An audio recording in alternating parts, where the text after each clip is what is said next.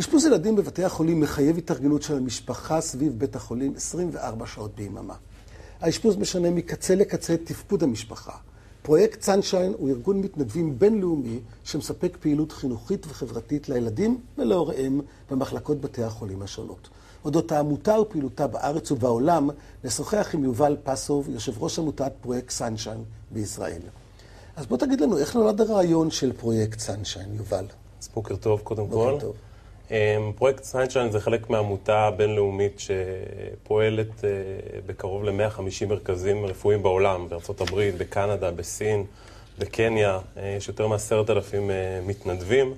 מי שהקים את העמותה זה בחור בשם ג'וזף ויילגוס, כבר ב-98, שאותו אני פגשתי בארץ. מאוד התחברתי לעניין של ההתנדבות בבתי חולים ובכלל לפעילות עם הילדים. שבעצם המטרה שלנו היא מאוד מאוד פשוטה. זה פשוט לענות על הצרכים החברתיים של הילדים שמאושפזים בבתי חולים לילדים, במחלקות ילדים, ופשוט לשמח אותם, לעלות על הפנים שלהם חיוך. לשמח אותם, להעסיק אותם, לשחק איתם, להיות איתם. בדיוק. אם מוצאים אותם מהסביבה הטבעית, מהטלוויזיה, מהמחשב שלהם, מהחברים שלהם. נכון, בדיוק. מה כוללות הפעילויות שלכם? יש מגוון של פעילויות. פעילות שאנחנו מגיעים למחלקה, אנחנו לא יודעים באיזה גיל יהיו הילדים. זה יכול להיות מגיל חודש לגיל 18. אז אנחנו בעצם, יש לנו את כל הפעילויות, מפעילות יצירה, שאנחנו פשוט הופכים את החדר שהילד נמצא, כי הוא לא יכול לצאת, הוא מחובר לאינפוזיה, או מחכה לבדיקה, ופשוט עושים איתו פעילות יצירה, הדבקות, צביעה, שעת סיפור. יש לנו עגלה מלאה בספרים, וכל העניין שאני גם מסביר למתנדבים כל הזמן, זה לתת את הבחירה לילד. הילד לא יכול לבחור במהלך היום שהוא מאושפז, אם לקבל את הזריקה או לא, הוא יקבל אותה. אז אנחנו רוצים לתת לו בחירה. בוא תבחר, אתה רוצה לשחק עם המשחקים האלה, אתה רוצה לעשות משחקי חשיבה, אתה רוצה לקרוא סיפור, אתה רוצה אולי ללמוד שפה חדשה. מי הם אותם המתנדבים שלכם?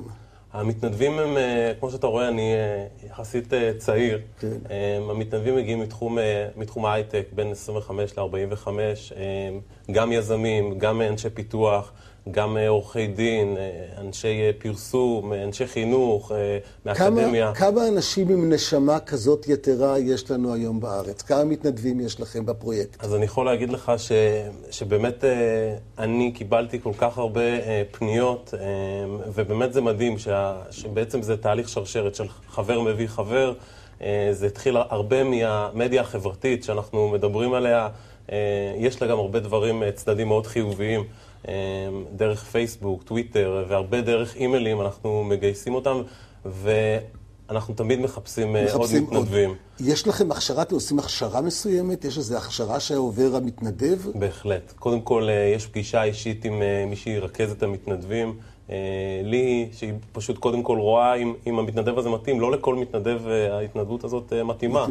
בכל זאת להיכנס לבית חולים, יש פה הרבה לחץ נפשי. אני יכול להגיד לך שאני מגיע לשם אחרי שבוע של עבודה ביום שישי, עם הרבה אנרגיות, ואני יוצא סחוט. אבל באמת אתה רואה את מה שאתה גורם שם בבית חולים, קודם כל גם הרבה פעמים להורים, זה נקודה מאוד חשובה, שגם המתנדבים, הרבה פעמים פתאום הילד הוא פחות נמצא בתמונה, אלא אתה יותר ככה משגיח את כל הלחץ שההורה נמצא בו, והרבה פעמים כשההורה מחייך, גם הילד מחייך, ונוצר בעצם בזה.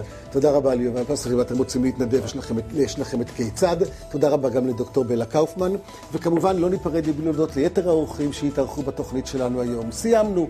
אתם מוזמנים לשלוח לנו שאלות, תגובות, הערות, הכל דרך המייל והפקס. הרבה בריאות ותהיה לכם. להתראות מחר.